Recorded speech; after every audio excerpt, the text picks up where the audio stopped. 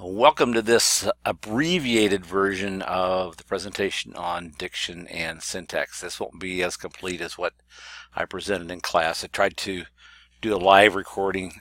Some of you will remember in class, and the technology wouldn't cooperate with me. So anyway, let's get started with this.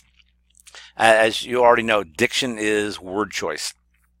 And what we need to remember about diction is the more specific and precise the word choice, the more effective the writing is. And this is always true whether we're talking about academic writing, short story writing, novels, poetry, whatever. The more specific and precise the word choice, the more effective the writing is.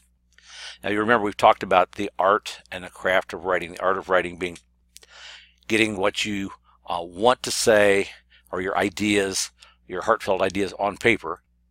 And the crafting of writing is then taking what you have on paper or in a document and manipulating that in such a way that your reader feels what you feel, knows what you know, understands what you understand. And so the word choice is part of that crafting of the writing. Now, syntax, on the other hand, is the arrangement of words, the sentences, the phrases, the paragraphs, even, and how those are put together in a short story or a novel or a poem to reach the impact level that the writer is after. When we talk about poetry, we talk about the economy of language, that getting the using the fewest words to get the greatest impact. So syntax and diction both become vital for that, but it's true regardless of the kind of writing we're talking about. So when we do analysis for diction and syntax, or anything else in literature, we have to discuss the effects of the diction or the syntax. Any kind of analysis, we're talking about the effects. Now, we have to differentiate here. We're not talking about purpose. We're not talking about why an author has done what he's done or done what she's done, because unless that author has told us, we don't know. We would only be making assumptions, but we can discuss the effects that the diction or the syntax has on us as readers, or if we're watching a play or a movie as viewers and listeners. So analysis always must deal with effects. Now, I want to reintroduce you to this concept of say, mean, and matter. So what does the text say? This is the evidence.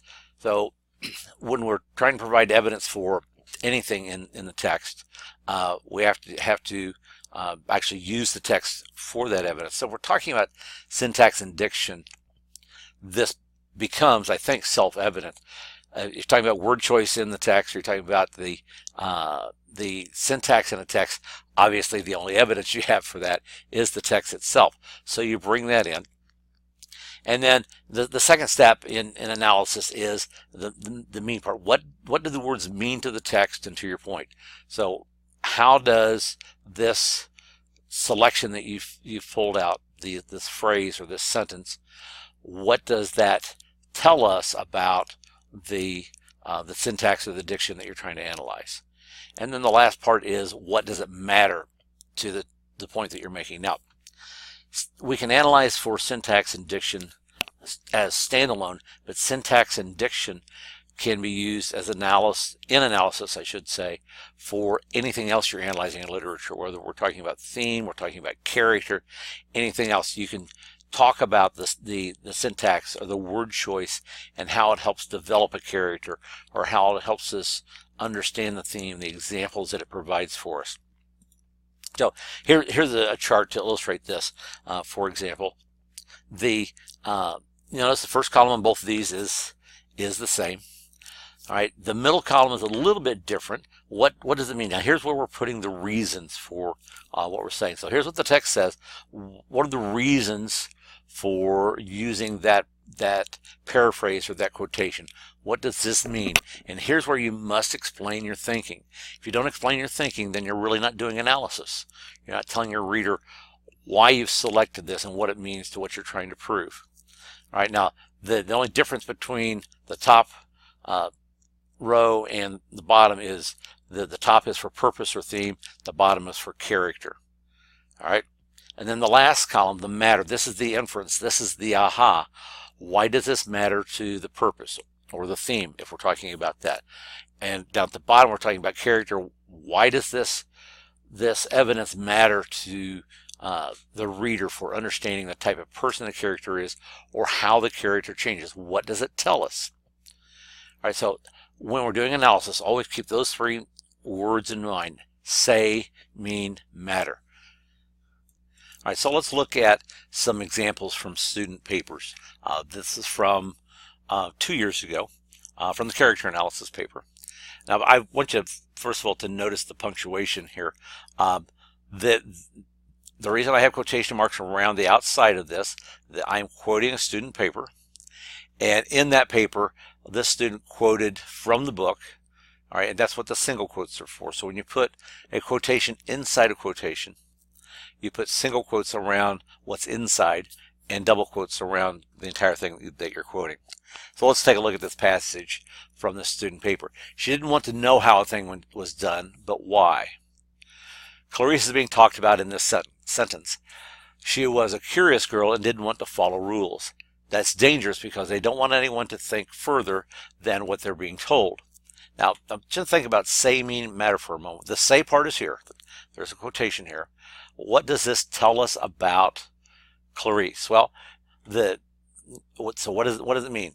Well, the mean is here. Clarice is being talked about in the sentence. She was a curious girl and didn't want to follow the rules. Now, this could be a little bit more direct. Okay, this could easily say Clarice is being described as someone who is curious and didn't want to follow rules. I would combine these sentences. All right, there's a little bit of more explanation here, but what's missing is, if we go back, is the matter part is missing.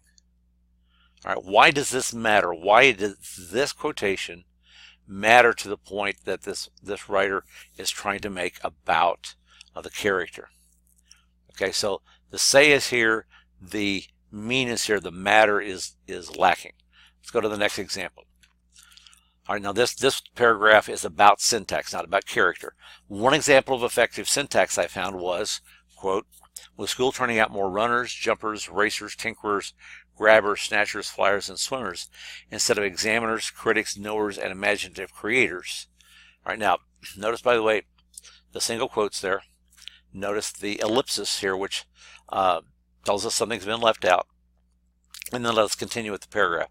The list Beatty gives creates a realistic picture in your head of all of these students becoming anything but students because of the ban in reading. But isn't school supposed to be where kids learn new ideas? Now, first of all, we actually have two lists here, not just one. All right, we have the list of what's being turned out from schools now: runners, jumpers, racers, tinkerers, grabbers, snatchers, flyers, and swimmers. The athletes and people who tinker a little bit with things, instead of thinkers, knowers, or imaginative creators. Now, what's missing here is, here's the example, but there's nothing here that points out why this syntax is effective. It tells us what Beatty is, or what the effect of Beatty giving us this list creates a realistic picture in the reader's head. Yours should not be here. We don't use you or any forms of it in formal writing. But why is this the way that was said? Why is this effective? Why are the lists effective? This tells us what the lists tell us, but it doesn't tell us why it's effective. So the say is here, the mean is kind of here, not very good, but the matter, this is important for the plot of the story, for the tale that's being told, but the matter here has nothing to do with syntax. And this needs to finish up with telling us what this matters to the syntax, or why this syntax, I should say, matters to the text. And that's what's missing. All right, here's another sentence of effective syntax is, quote, so a book is a loaded gun in the house next door. Burn it. Take the shot from the weapon. Breach the man's mind. End quote. Beatty is talking about how books are a loaded gun of new ideas. In the next sentences, burn it, take the shot from the weapon, breach man's mind. These sentences are very short to serve a point. To take away these books He's very blunt in these sentences, and that's why they're so short, because he's trying to say there's no other way around this. These books need to be gone. Now here we have say, here's what it means, and here's why it matters. The bluntness of this conveys the message that we would expect the author to, that this particular character is saying, this has to be done. These books need to be done away with because they're dangerous. Now, the one thing that I would change here in this, and this has to do with structure of the student's writing, these sentences here where it says, burn it, take the shot from the weapon, breach man's mind, I would take that out up here and leave it here, because these sentences aren't really talked about until we get down here. So that doesn't need to be repeated. But of the examples we've looked at so far, this is the best of the bunch. Now, the homework that you had was it's involved that one-page excerpt from the novel, and you're going to analyze that for effective diction and syntax. Now, that and the practice that we did together hopefully will give you a handle on this. But remember, anytime we're doing analysis, all right, we're always after the effect. What's the effect of the word choice? What's the effect of the arrangement of the words? Okay, the phrasing, the paragraphs, the sentence structures. All right, so when we're doing analysis, it's the effect of the passages that you choose. You tell me that diction or the syntax is effective. Tell me how and why it's effective and why that's important to the larger work. I hope you have found this helpful. If you have questions, please make sure that you let me know.